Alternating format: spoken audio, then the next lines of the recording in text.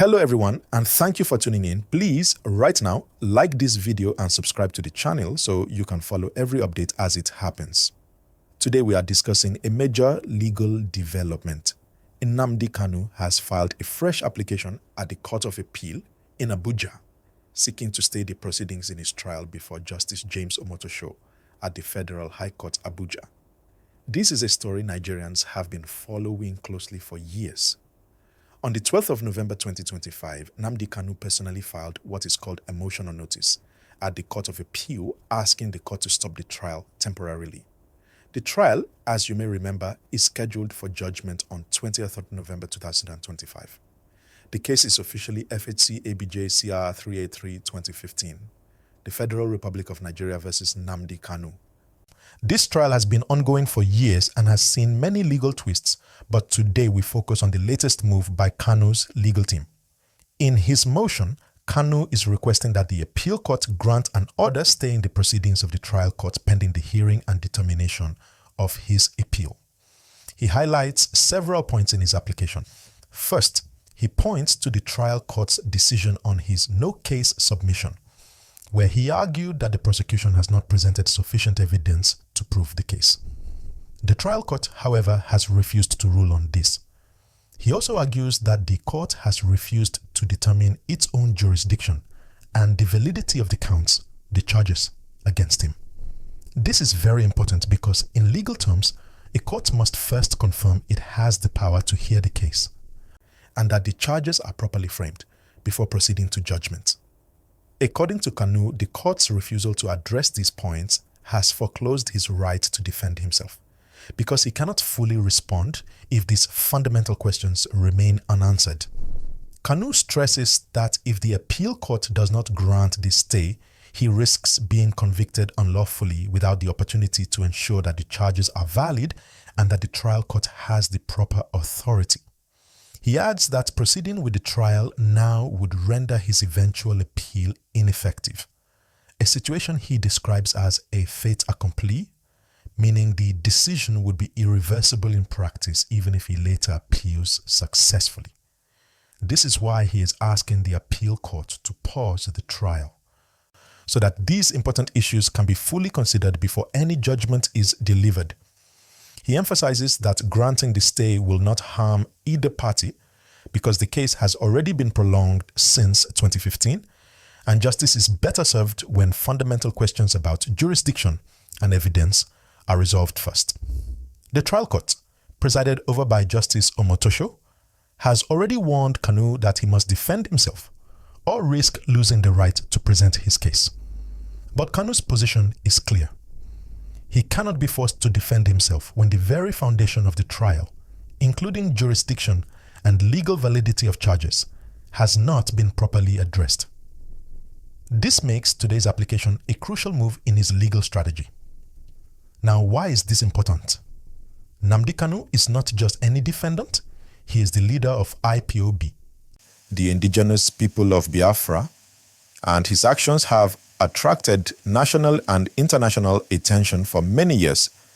His supporters view him as fighting for the rights of the southeastern region of Nigeria, while critics argue that his movement challenges the country's unity. This case is therefore not only a legal battle but also a political and social flashpoint. By filing this application, Kanu is ensuring that if judgment is given on 20th of November without resolving these legal questions, he will have a strong basis for appeal. The stakes are high. If the appeal court grants the stay, the High Court will have to pause proceedings, potentially delaying judgment. If the stay is refused, the trial will move forward as scheduled, and the outcome will be delivered on 20th November. Either way, Nigerians are watching closely. Please, if you are watching, like this video, subscribe and leave a comment. Tell me, do you think the appeal court will grant the stay or will the trial proceed? I want to hear what you think because this case affects legal precedent, political debates, and public interest. Let me break down the legal reasoning further so everyone understands. Kanu's motion highlights three main areas. The no-case submission, which is his claim that the prosecution's evidence is insufficient. The jurisdiction of the trial court, which asks whether the court has the power to try him. and the validity of the counts, which questions whether the charges themselves are proper and legal. All these points must be addressed to ensure a fair trial. He also points out that the trial court has not allowed him to present his witnesses fully because of these unresolved issues. So in his view, the trial cannot proceed fairly until the appeal court weighs in. Legally, this is a strong argument because courts must respect the right to defend oneself. From a broader perspective, this case is about more than just one man. It's a test for the Nigerian judiciary, showing how courts balance complex political and social issues with strict legal principles. It's also about timing. The judgment is set for 20th of November, and the application has come very close to this date, which adds urgency and drama.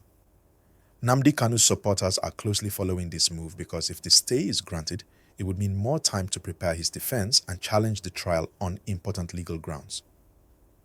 If the stay is denied, the trial will go forward and the 20th November date will become decisive.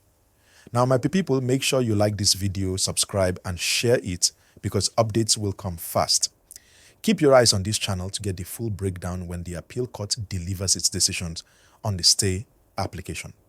Remember, this is about law, fairness, and justice. It's about whether every citizen, regardless of profile, gets the opportunity to defend themselves fully. Kanu's case highlights how complex legal proceedings can intersect with politics, public perception, and human rights. So, tell me in the comments, what do you think the appeal court will do? Will they grant the stay or will the High Court proceed to judgment on 20th November? Don't forget to like and subscribe and hit the bell so you get notified when we post the follow-up, breaking down exactly what happens next. This is where I want to pause before continuing. I can go on and break down possible outcomes, what each side gains or risks, and why this could affect not just Kanu, but the whole nation. Now, if the appeal court grants the stay, it means the trial at the High Court will be temporarily paused. This would give Kanu and his legal team the chance to argue all the questions about jurisdiction, validity of the counts, and his right to defend himself before any judgment is delivered. For his supporters, this would be a relief because it ensures the trial is fully fair. The judgment date of 20th November could be postponed, but it would also signal that the judiciary is careful to respect legal principles and the rights of every defendant, no matter how high profile. On the other hand, if the appeal court refuses the stay, the trial will continue as scheduled and the High Court will deliver its judgment on 20th November. This outcome would create a lot of tension because if Kanu loses, his appeal might still happen, but the trial would already be concluded. That could make his appeal less effective or harder to argue because the judgment will already have been decided. It could also increase political and social tension among his supporters and in the southeastern region. There is also a middle possibility the appeal court could grant a partial stay. This means the court might allow certain parts of the trial to continue while pausing others. For instance, the court could pause judgment on counts that raise questions of legality while allowing procedural aspects of the trial to continue. That would be a careful balancing act, and it's something lawyers often request to protect rights without completely delaying proceedings. Now, why does this matter to everyone watching? Kanu's trial is not just about him. It is about the rule of law in Nigeria, about how courts handle high-profile cases, and about whether every citizen gets a fair trial regardless of political sensitivity.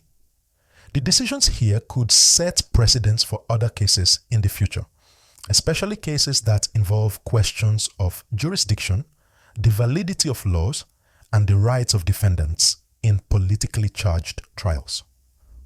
For everyday Nigerians, this is also a story about transparency and accountability in the judicial system. Many people are watching closely to see if the courts act impartially, even when the case attracts national and international attention. Kanu's legal moves highlight the importance of using the law strategically and ensuring that every procedural right is protected. From the perspective of the federal government, refusing a stay would mean the trial proceeds on schedule, possibly delivering closure to a case that has lasted for over a decade. For Kanu, a stay is an opportunity to challenge the trial before judgment, ensuring that he can defend himself fully and that the court follows proper legal processes. Please, my viewers, as you watch this, make sure you like this video, subscribe, and leave a comment. Tell me, do you think the court will grant the stay? And if it is granted, do you think it will delay the judgment for long, or will it just pause for a short time? Your opinion matters because this is one of the most important legal stories in Nigeria today. Another point to consider is the timing. The trial is moving fast, with judgment set for 20th of November, and Kanu's application came very close to this date. That adds pressure on the appeal court to make a careful decision quickly. Every decision they make now could influence not just this trial, but the broader perception of justice in Nigeria. Also, it's important to note that the arguments in Kanu's application are technical but crucial. Questions about jurisdiction, validity of counts, and the right to defend oneself are not just legal jargon. They go to the heart of what a fair trial means. If these questions are ignored, it could lead to a conviction that is later challenged on appeal, prolonging the uncertainty even further. So my people, here is what to watch in the coming days. Whether the appeal court grants the stay, whether the judgment date is postponed, and how both Kanu's team and the federal government respond. Every step from now will be closely monitored, and any ruling could have long-term consequences for Nigerian law and politics. Please don't forget to like this video, subscribe, and hit the bell to get notifications. Share this video with your friends so they also stay updated. And in the comments, tell me what you think. Should the court prioritize speed and conclude the trial, or should it prioritize fairness and pause to resolve all legal questions? Finally, this is a story that affects everyone because it's not just about one man. It's about how justice is administered, how laws are applied, and how the judiciary balances legal principles with political realities. Kanu's case is a reminder that every citizen deserves the right to defend themselves fully and that courts must take their time to ensure justice is done properly. So, my viewers, stay tuned because we will continue to follow this case closely. When the appeal court gives its ruling on the stay, we'll break it down step by step in a way everyone can understand. Now, after the appeal court delivers its ruling on Kanu's application for a stay, there are a few main scenarios to consider. First, if the stay is granted, the High Court trial will be paused. This means Kanu will have the chance to fully argue all his points, questions about jurisdiction, validity of the counts, and his right to defend himself. In practical terms, the judgment originally scheduled for 20th of November 2025 will be delayed. This gives Kanu and his lawyers more time to prepare, ensuring that all technical and legal issues are addressed before any decision is made. If this happens, the federal government may feel some frustration because they are ready for the trial to conclude. But legally, the court is acting to ensure fairness. This would also reassure Kanu's supporters that the legal system is respecting procedural rights. Social media will likely explode with opinions, and there may be increased debates in news outlets about fairness, legality, and political implications. The second scenario is if the stay is refused. In this case, the High Court will proceed to judgment on the scheduled date. For Kanu, this is risky because the trial could conclude before the appeal court even looks at the legal issues he raised.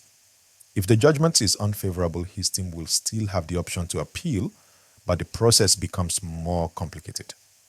For supporters, this could be stressful as they may feel that a judgment without fully addressing jurisdiction and legal validity is unfair. The government, on the other hand, would see this as a path to closure for a case that has lasted over a decade. A third possibility is a partial or conditional stay. Sometimes courts grant a stay on specific points but allow other parts of the trial to continue. For example, the court could pause judgment on certain charges while allowing procedural matters or preliminary hearings to go on. This is often seen as a compromise that balances fairness with efficiency. It's a nuanced approach, but it requires careful attention from both sides. From a broader perspective, the outcome of this application will have long-term consequences. If the court grants the stay, it reinforces the principle that every defendant has a right to challenge jurisdiction and validity of charges before being judged. This could influence future cases, especially politically sensitive or high-profile trials. If the stay is refused, it signals that the courts may prioritize speed and procedural progress over preemptive review of legal challenges. Either way, Nigerians will be watching closely because this case is more than just legal arguments. It touches on politics, national identity, and public trust in the judiciary.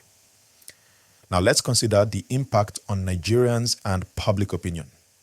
Many people are watching this trial closely because it represents how the legal system handles high-profile defendants. If the stay is granted, it might be seen as a victory for fairness and proper procedure.